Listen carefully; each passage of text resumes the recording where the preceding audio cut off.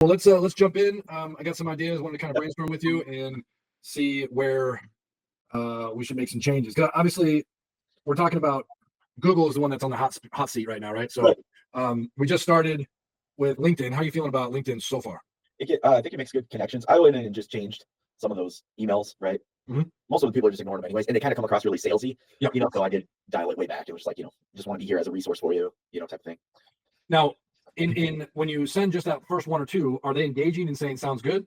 Most of the time, not at all. Okay, so that's okay because you want them to go through the whole automation, Mhm. and you want them to kind of see message 3 and 4. So then, because if they say cool, thanks, then it just stops, and then it's kind Yeah. of leaves it on you to then kind of follow up. Yep. So I'm with you on the less is more. You're getting into your ideal customer, but then at a certain point, you got to have that sale. Yeah. So do you have the ask in message 3 or 4 at least?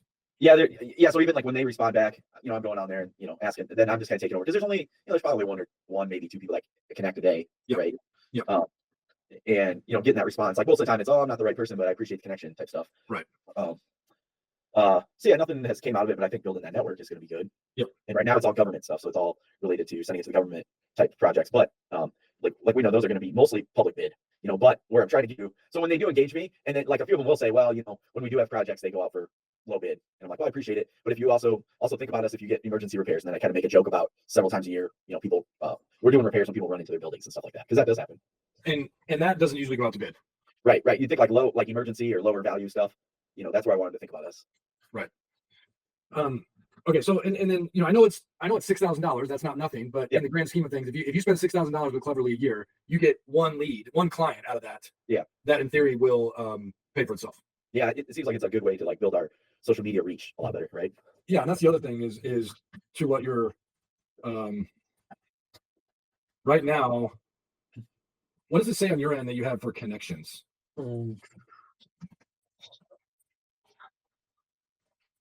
It is 873.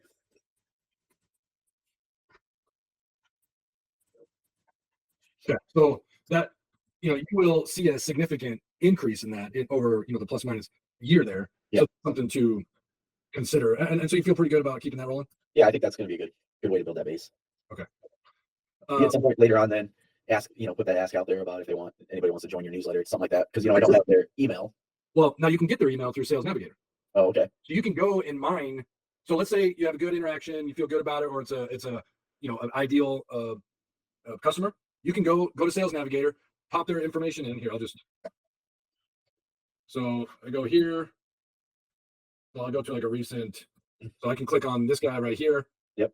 Open up and.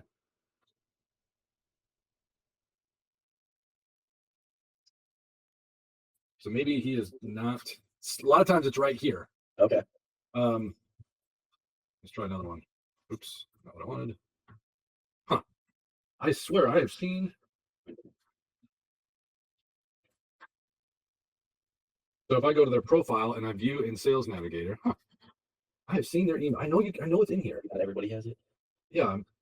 But I thought that was the idea because you have to have an email to be on Sales Navigator or LinkedIn. So let me think through where that is. But yeah, and it's a manual process. But if you can grab their email and bring it over to bring it over here.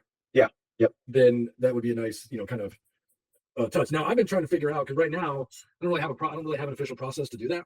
Yeah. And so I'll do as a takeaway is to kind of figure out, okay, how do we get potentially all of them over to your email list? Yeah. Right. Like so if you're connected with all these people, these are ideal customers, then how do we extract that emails and then get them added? Because it's like buying a list, but now you're really you're getting people because now you're hitting them on LinkedIn, you're hitting them in email. Yep. Now I know that they can unscribe, they can do all of the things to not connect with you, but that's unfortunately, as you know, sales. So okay, so I'll figure out what that looks like to get it over. So one thing we have not explored and talked about is actually cold email, like actually building out a customer profile list of contacts. And then have you ever utilized a service like that before? No. So what they do is they go out and they buy domains. mytnttuckpointing.com and wearetnttuckpointing.com. Oh, okay. And they set up emails as Josh, and then they communicate out to people via cold email, and then they look to set up meetings. Oh, I gotcha. And so there's There's a handful. I just started with one where I'm paying $300 a meeting. Okay. So it's and the close, and I have to commit to 10 meetings, and the close rate is probably like 10%. So it's not a bad strategy, but it's definitely not going to come in as like top.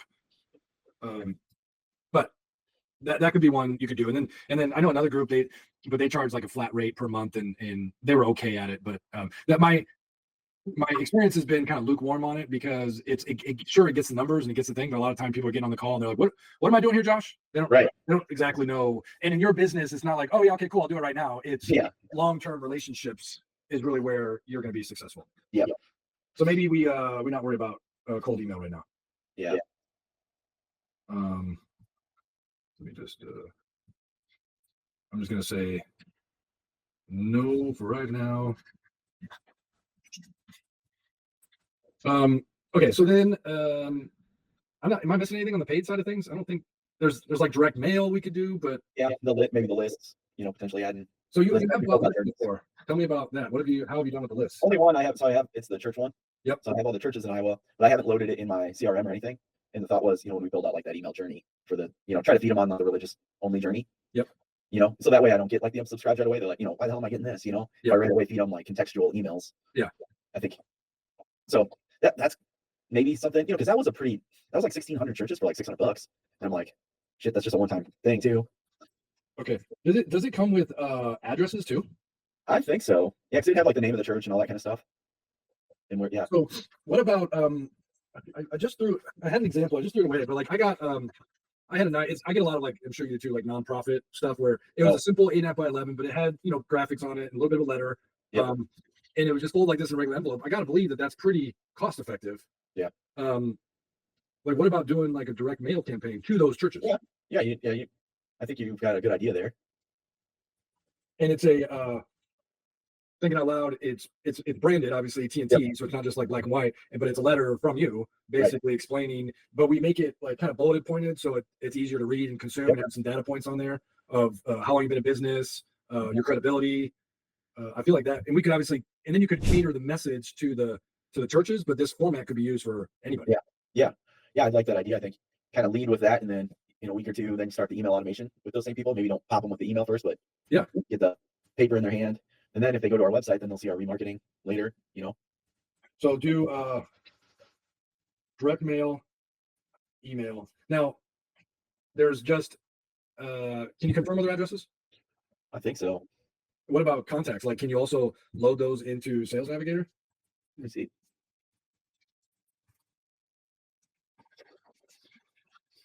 I gotta find where this thing's at.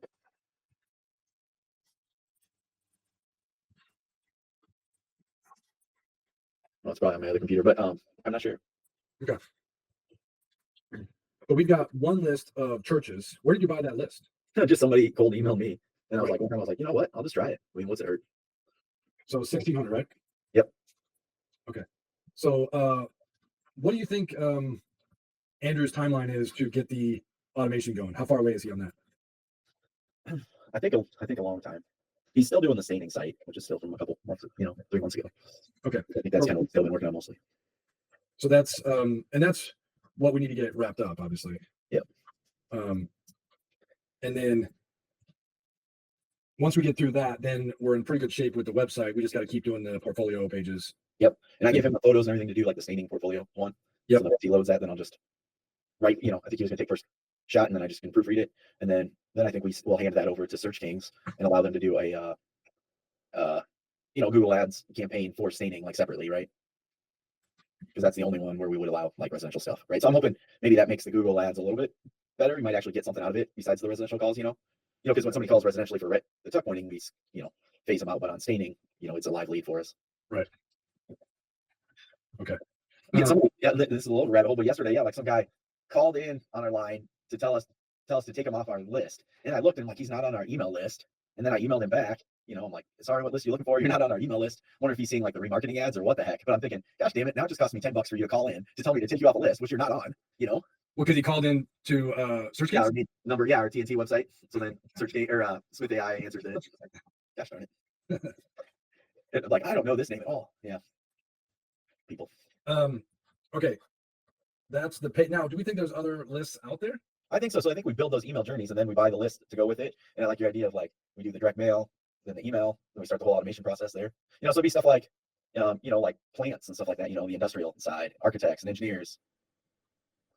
Yeah, and we got Then just finding out where to buy the lists from. Yeah, so I'll find that email where I bought that first one, and they probably have other stuff. yeah. I know it's not the best. You're not going to get like super awesome response rate, but as long as we give them like real, if we're feeding them the specific stuff for their industry, our bounce rate shouldn't be horrible or unsubscribe rate, I wouldn't think. Well, and then it makes me wonder. I will the group that I'm using. I will ask him about targeting targeting these specific lists, right? Because you have a very specific list and you have very specific geography. Yeah. So there is one thing to buy the list, sit on it like we've been doing, do the direct mail, do the automation, kind of because we're still not ready to like activate it right now, right? So Right. I want to figure out how we speed that process up. And then or versus saying like Fido, which is that group that I'm using, like, hey, here's who I want to talk to, here's the geography, go find them. Now I think our way is going to be a little bit more quality, but their way might, I don't know, might get it done faster. Yeah. So let me take that as a next step as well. Yeah, I think we want to err on the side of like the high quality stuff just because there's always that time cost of everything. Yep. Right. And that's where I'm going a little bit with the Google Lead stuff. Like if I spend 25 grand a year on that, my profit margins, my gross margin's 30%. Now I got to do whatever that is, 100 plus thousand to break even on. And, on that, I think we're kind of running those numbers, but. Well, okay. So then that jumps down to, because over here is paid. Yep. Over here is organic. Yep. And then down here is a little bit more direct. Yep. So, and in some ways, this church strategy is a little bit direct. It's a blend here between the two, right? It's not, I mean, you pay for the list, but outside of that, it's going to be us, kind of putting in some work here. Yep. And I just wonder, should we do more of that? Should we be doing more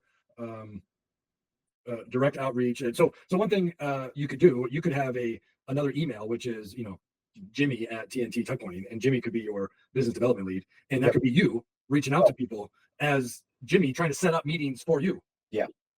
Because when you're in your position, you don't always want to be the one, hey, you got work. Yeah. So it's kind of this, but people always want to talk to the CEO when it's time to, get down to it. So it's like you need, and I have Natalie on my team, who's a physical person, that she's doing the follow-up and she's doing this, she's doing that. That could be a way to go if you wanted to kind of have two different ways to reach out to people. Gotcha. I just think over the list thing, the place where I bought that list. Yeah. Yeah. So I don't know if that's a good strategy or not, but I'm just thinking as like there's got to be a way of, okay, so let's go back to let's call this our church strategy right over here. So we're gonna just roll the dice on this being our religious approach here. Yep. Government, historical, and educational, those are all grouped in your you're saying a lot of those are through the LinkedIn? Right now it's just targeting government stuff. And then it looked like there was only 300 some contacts that I could send out to. So then next month we'll switch it up and maybe I'll start sending it to like property managers or something like that, right? Pick another target group. Okay. Yeah. Because I was gonna ask, okay, so that makes sense. So you're only really targeting government there. Yep. Then what about to kind of swing all the way back to the private work? Yep. Industrial and commercial. Yep. That is that not going to be our Scott McDonough's of the world? I think we're going to be able to get, I think is off that LinkedIn, we should be able to keep building like a nice database, right? And then I think you've got the right idea of if we could somehow get emails off of that, we've expanded our net, we're going to get those industrial, commercial, and all that stuff through the LinkedIn too, and feed them an email automation. So that email automation is going to be key for these guys as well. Yeah, I think pretty much. I mean, that's like our best way. Like, because what we want to do is just make sure that when the time comes, when something comes, we come to mind, top of mind. For most people, when they get it, they're not going to be ready right now. It's probably a little bit the same way in your boat. I mean, sometimes people are ready for a website, but they're not really. No. It takes a long time to know. You got to get prepped for it and stuff too. Get your photos and think about it. Yeah, and it's as you know, it's like it's a build-in process. It's like I need it, I don't need it. Okay, I'm going to budget for it. Okay, I'm going to invest in it, and it's a long-term benefit. Yep. So, but is there, besides LinkedIn, is there another way to get different lists of architects and different GCs and things like that? Yeah, I think we can probably get the straight list, buy the list again. I think we can do that one place that just randomly had that when they had the churches that wasn't even like listed on their site as available ones, but they must have a lot more. And you made them specific to your geography too, right? Yeah. What did she say? Actually, she was very specific when she sent it out. It's like, nice to meet you. I'm from Origin Lists. What did she say? I'm trying to see what she actually said. I don't remember how she exactly reached out to me, but then I said, yeah, I'm looking for listing at churches across Iowa. And so, yeah, she got first name, last name, title, email, company name, phone numbers, websites, revenue, and employee size, mailing addresses, all that for $600. So it's pretty, I mean, if you can get one thing out of it, that's a pretty good return, especially because the size of these projects would be big enough too, you know? Right. So then we could potentially go back to her and look for an industrial commercial list and then do the same thing. Yeah. Don't you think it's as we build each automation, then we go buy this list and upload it into Salesforce and build that segment in marketing? And I've got a group that is pretty cost effective as far as like printing and mailing direct mail. Okay. To these lists, so we could work with them to hit them with the direct mail, hit them with an automation, and then we got to start looking. What would be the best way to then track, like for that 1,600? We would just track out how many new deals came out of that, basically. Yeah, we would get them added inside Salesforce to like that campaign, create a campaign. That's probably the best way. And then they just become. Is it called deals? It's called deal in HubSpot. What's it called in Salesforce? I don't know. Like what? Like a closed one opportunity. Oh yeah. Okay. So you have opportunities, but they're a contact until they engage, basically, right? And then they become an opportunity. Yeah, when there's an actual project. Yeah. So if someone reaches out and says, "Hey, we're looking at sometime this year," then you activate them as a project. Yeah, I do. Yeah. Okay. Anytime they actually are ready for a bid, then we right away create the opportunity and then we track it through the bid cycle. Yep. Okay. Okay. So we've got lists right here, which is more of your direct to these guys. Yeah.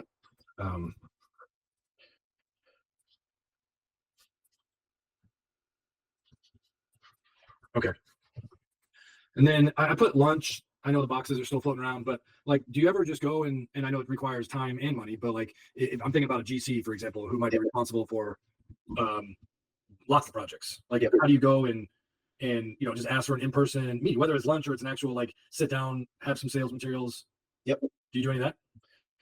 No, we don't. I know it sometimes in our industry it sounds better than you'd think it'd be more effective. Most of the time they're going to by state, my main competitor, and they only care about lowest dollar. They don't care about anything else. So then it's like it gets even when they have bad experiences, it's really hard to get them off of low dollar. Especially now that it's a really tough environment, they will not go anybody but low dollar. But did you see maybe not the best one? I mean, there's some of them. So I shouldn't say none. Like one of them is a project we just did last fall, and I was reaching out to him asking him for a Google review. It's one of them I sent a box, and he said thanks for the box and all that. Yeah. And then he's talking to me about potentially having another project coming up here. Like that's somebody where I should just go up and like meet up. They were a newer GC. They were a spinoff of another company, so he's only been around for like a year or two. And so I kind of want to approach that as how can I help you? What kind of learn more about his business? Right. What kinds of projects are you looking for? What can I send your way? Because then he's already saying he's got another project he thinks he's going to try to bring us in on. It's more like those little small to mid-sized GCs. The big ones, they just shop price and they don't care. And is the big one, they're still doing industrial commercial stuff? Yeah, some of them. Yep, some of them will get into that. See, the hard part is almost all the big GCs are union, and so that's the other stumbling block for us, right? So then they can only bring in union contractors too. If they're not shopping low price, then they're going union only. It's typically it, you kind of got to know who. So I've been working this angle from my my United Rentals sales rep to ask him who I should be talking to. So he gave me some industrial contacts too to talk to, some general contractors that are working in industrial plants. So that's another area I guess I could probably start finding better leads is through our suppliers because they're going to know who would be good for us to work to. Through your suppliers? Yeah, and they'll make that introduction. Like, that's how I got talking about this. I was like, gosh, I got to find out. There's a Heinz ketchup plant in Muscatine. I'm like, I'm really struggling to get in over there. And then he's like, oh yeah, you need to talk to this guy. And then he reached out to him for me. I told him that I would be giving him a call. So then that helps kind of warms it up anyways. So have we given you any, do you have any digital or printed TNT stuff? No, not yet. Do we want or need anything? Like even just like a one sheeter that's like, yeah, it's on there. Yeah. It's on the list. It's going slow.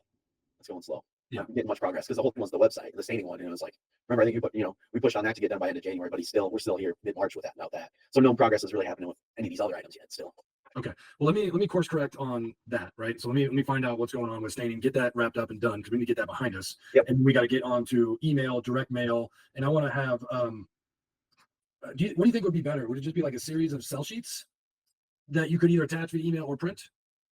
Yeah. It doesn't necessarily need to be like one per market, but we should be able to, mix and match basically. Yeah. But Yeah, you're right. I think we need a little bit better marketing up front, because you've seen all I give them is the proposal and then the photos with it. I've seen some of our competitors do give a lot more back, like maybe the PDFs of basically like the project portfolio type things for that market.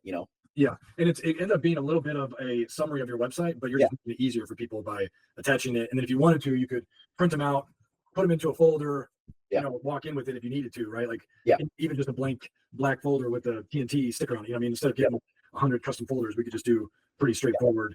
Here you go. yeah. Because I think those sell sheets with like the references attached to them, because a lot of times they're asking for the references anyways, and then I Yep. gotta pull them all together. So it killed two birds with one stone on some of these things.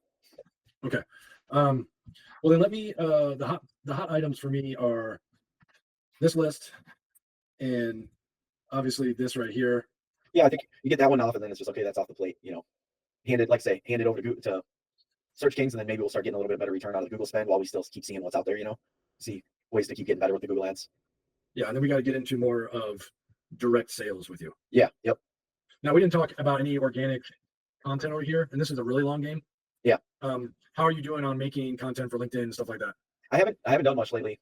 Um, I did play with like Chat GPT just to give me ideas. Holy shit, some of that's pretty good. Like, holy crap, you give it that role, you're a marketing manager, create a 3-month plan for, tackling. I looked at your sheet you gave me, how you want the different types of stuff, like personal story. Yeah. Gave it those thresholds, and it gave me quotes on what to use in my content, what length of videos to make and stuff. Like, holy shit, it's crazy. It's nuts, isn't it? It is. I was showing that to my daughter, like, for this summer, Yeah. like to help me. And I'm like, you need to help me with this, all the social media strategy and all that crap. So Now, this should be good. Should be helpful and get a lot of pictures and stuff. I did see you guys got a good rhythm and structure for the actual emails, right? Yeah. I think we got a nice template now. So this over here is in a good spot, right? So we're thinking, it's kind of where I was thinking, is just kind of like the monthly email to everybody. Don't send a whole lot to the whole database, because we don't want to lose them, and then build out the industry specific stuff. Yeah, which is the email automation. Email automation stuff. Yep.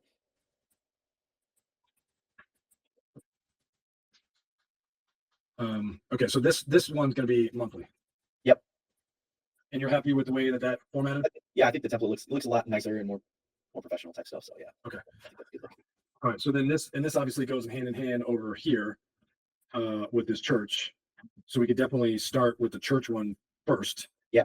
Get that one up and going, and then start working our way through the rest of these industries. Yep. Because obviously they're all a little bit different. Yep.